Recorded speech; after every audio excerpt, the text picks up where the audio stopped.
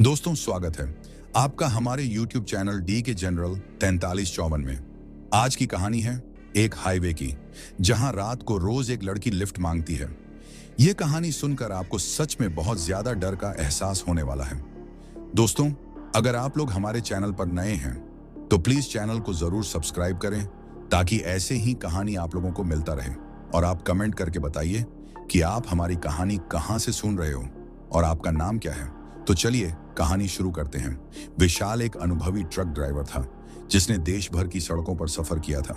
लेकिन एक रात का सफर उसकी जिंदगी का सबसे डरावना सफर बन गया।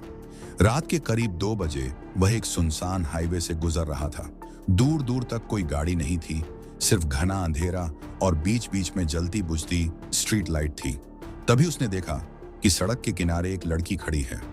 लड़की सफेद सूट सलवार पहनी हुई थी और उसके लंबे काले बाल हवा में लहर रहे थे। उसने धीरे से हाथ उठाया और बोला, भाई साहब, लिफ्ट देंगे? विशाल को यह अजीब लगा। इतनी रात को इस सुनसान हाईवे पर कोई लड़की अकेली कैसे हो सकती है? लेकिन वह इंसानियत के नाते रुक गया। कहां जाना है? विशाल ने पूछा। लड़की ने धीमे स्वर में कहा, बस थोड़ी दूर जहां सड़क खत्म होती है। विशाल ने दरवाजा खोला और लड़की ट्रक में बैठ गई। लेकिन जैसे ही उसने गाड़ी आगे बढ़ाई, उसके शरीर में एक अजीब सी ठंडक दौड़ गई। लड़की बिल्कुल शांत बैठी थी, उसकी आंखें सीधे सड़क पर टिकी हुई थीं। कुछ मिनट बाद विशाल ने धीरे से पूछा, आपको इतनी रात में डर नहीं लगता? लड़की ने हल्की मुस्कान के साथ जवाब दिया, डरने के लिए जिंदा होना जरूरी होता है। विशाल के हाथ से स्टीयरिंग लगभग छूट ही गया। उसने धीरे धीरे उसकी तरफ देखा। लड़की के होंठों पर हल्की मुस्कान थी, लेकिन उसकी आंखें पूरी तरह काली हो चुकी थी। विशाल के शरीर में कपकपी दौड़ गई। वह कुछ समझ पाता इससे पहले ही ट्रक के शीशे पर किसी के नाखून रगड़ने की आवाज आई।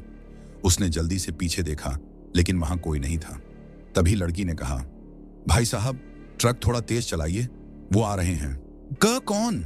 विशाल ने कांपते हुए पूछा।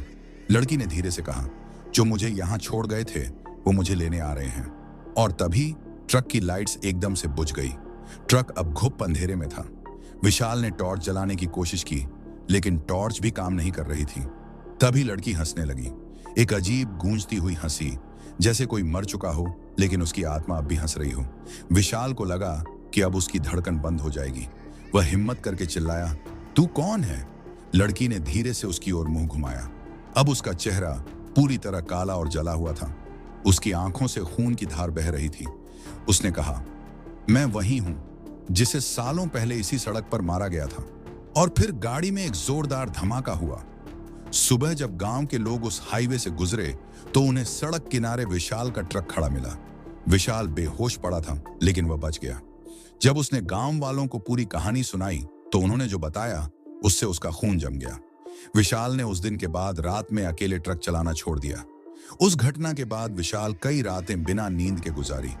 वह सोचता रहा कि वो लड़की कौन थी और आखिर उसने मुझे ही क्यों छूना था। कुछ महीनों बाद विशाल ने दोबारा ट्रक चलाना शुरू कर दिया, लेकिन उस हाईवे से कभी गुजरने की हिम्मत नहीं की। लेकिन किस्मत को कुछ और ही मंजूर था। एक रात विशाल को उसी हाईवे से जरूरी सामान लेकर जाना पड़ा।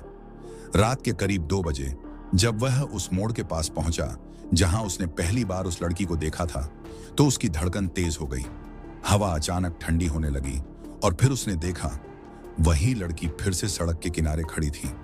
उसकी सफेद साड़ी हवा में उड़ रही थी और उसके लंबे बाल चेहरे पर झूल रहे थे। इस बार विशाल ने गाड़ी नहीं रोकी।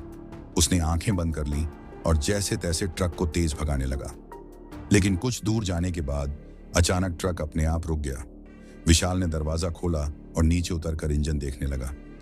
जब उसने वापस ट्रक की तरफ देखा तो उसकी सवारी सीट पर वही लड़की बैठी थी।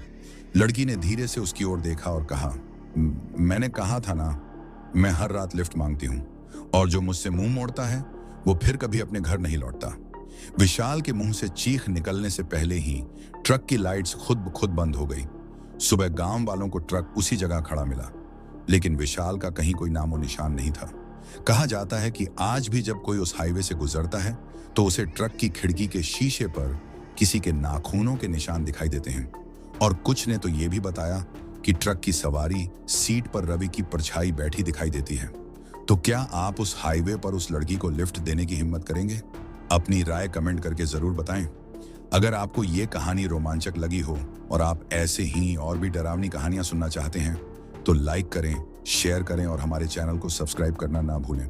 क्या आप भी कभी ऐसी रहस्यमयी घटनाओं का सामना कर चुके हैं? या अगर आप उस हाईवे से गुजरते तो क्या करते? हमें कमेंट में जरूर बताएं। तो चलिए मिलते हैं अगली डरावनी और रहस्यमयी कहानियों के साथ। तब तक अपना ख्याल रखें। धन्यवाद।